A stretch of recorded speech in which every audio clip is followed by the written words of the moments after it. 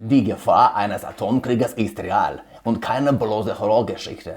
Wenn Friedensverhandlungen scheitern, eskaliert der Krieg unweigerlich, bis nur noch ein Mann im Bunker entscheiden muss. Warum sind wir so sicher, dass er den Knopf nicht drückt?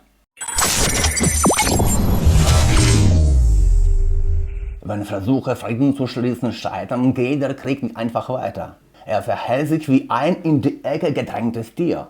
Er wird schneller, brutaler, rücksichtsloser und er beginnt nach neuen Eroberungen zu greifen. Nicht weil er will, sondern weil er nicht mehr aufhören kann.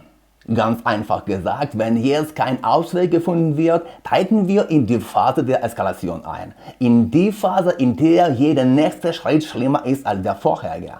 Und genau in dieser Phase kann Putin in eine Lage geraten, auf die er nicht vorbereitet ist. Warum? Weil ihm irgendwann die normalen Antworten ausgehen könnten. Keine Wort mehr, keine Drohungen, keine Raketen, keine Mobilisierung. Dann bleibt nur noch ein einziges Argument, das, über das niemand gerne laut spricht.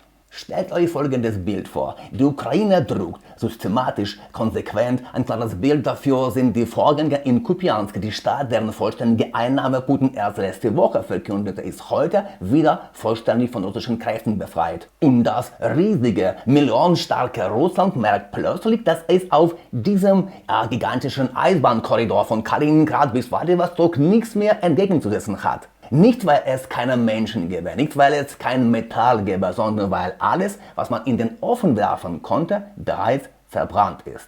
Und genau hier taucht die gefährlichste Frage dieses Krieges auf. Es gibt Menschen, die sehr genau wissen, eine Niederlage ist kein politischer Fehler. Sie ist eine Kette von Konsequenzen. Zuerst das Gericht, dann das Gefängnis, dann das Vergessen. Und vor solchen Menschen steht immer dieselbe Wahl. Entweder man geht den Weg von Milosevic und ergibt sich der Geschichte oder man entscheidet. Wenn ich untergehe, dann sollen alle untergehen. Und das ist keine philosophische Frage. Das ist eine praktische, eine reale, eine gefährliche Frage. Warum sagen wir so selbstsicher, nein, sie werden es nicht wagen? Woher kommt diese Gewissheit? Und jetzt ein wichtiger Punkt. Ich bin überzeugt, Putin wird keine Atomwaffen einsetzen. Nicht aus Menschlichkeit, nicht aus Angst vor der Westen und ganz sicher nicht aus Mitleid. Der Grund ist viel nüchterner und viel erschreckender. Putin ist ein bestimmter psychologischer Typ. Kalt, zynisch und der Geschichte sehr gut bekannt. Er ist eine Kopie von Hitler. Am Ende des Zweiten Weltkriegs verfügte Hitler bereits über V2-Raketen, Waffenprototypen und eine berüchtigten Wunderwaffen. Als Hitler im Bunker eingeschlossen war, gab er den Befehl, alles zu zerstören, ohne Ausnahme, ohne Gnade, aber der Befehl wurde nicht ausgeführt. Warum? Weil sein Umfeld verstand, das war keine Strategie mehr, das war Agonie. Zum ersten Mal sahen sie keinen Führer mehr, sondern einen verlorenen Mann, der alle mit sich in den Abgrund reißen wollte. Der Befehl hing einfach in der Luft. Nicht sabotiert, nicht diskutiert, einfach nicht umgesetzt. In diesem Moment verstand Hitler, dass er alleine war und kurz darauf nahm er sich das Leben. Putin weiß das. Er ist kein Historiker, aber er ist ein Schüler der Geschichte. Er weiß, wenn er den Befehl zum Einsatz von Atomwaffen gibt, wird dieser Befehl mit hoher Wahrscheinlichkeit nicht ausgeführt. Und dann wird er sich genau in derselben Lage befinden. Allein, ohne Rückhalt, ohne Zukunft. Und dann geht alles sehr schnell und sehr leise. Genau deshalb existiert Putins inoffizieller Gesellschaftsvertrag. Es gibt eine Spezialoperation, aber offiziell keinen Krieg. Es gibt Freiwillige, aber keine totale Mobilisierung. Es gibt Geld, Verträge, Entschädigungen. Und die wichtigste Bedingung lautet, die Mehrheit tut so, als ginge sie das alles nichts an. Diesen Vertrag zu brechen bedeutet, den Countdown zu starten.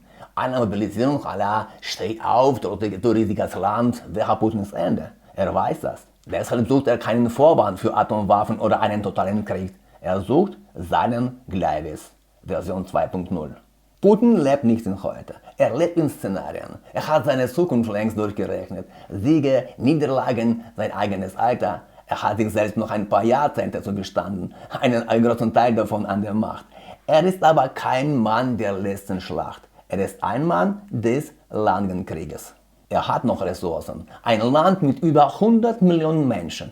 Hunderttausende Freiwillige für gutes Geld. Ja, Menschen, die bereit sind zu töten, zu plündern, zu vergewaltigen und es Dienst zu nehmen. Solange diese Ressource existiert, braucht er keine Atomwaffen. Der Atombomb ist das Ende, der Punkt. Und diesen Punkt will er nicht setzen. Er braucht keinen Weltuntergang. Er braucht eine Routine der Gewalt. Langsam, alltäglich, damit Blut zur Normalität wird. Schaut jetzt auf die Karte. Ich würde diesen Ländern dringend raten, nicht auf ihren eigenen Gleichweg zu warten. Ja?